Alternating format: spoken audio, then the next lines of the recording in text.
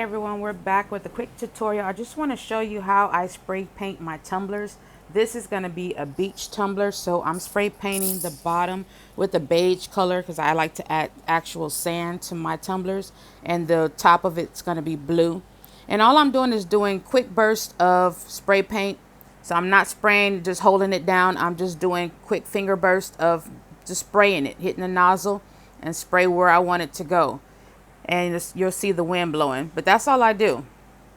So if you're holding your finger down, you're going to have a runny paint. Okay, so always start from the bottom of your tumbler and then work your way up with just pressing the nozzle down each time. I have this in fast forward mode, so I didn't want to go too long. And on this one I did the bottom red, and I wanted the top white because I'm going to hydro dip this one. So if you see, I'm pressing the nozzle downward so that way I can get the bottom, the top part of it white. So it's not hard at all. If you're spray painting and your paint is running, it's because you're holding the nozzle instead of letting it go. So you just want burst of spray paint. You don't want to be holding the nozzle down. So that's all I'm doing. Nothing magical. And here's just an all solid black one.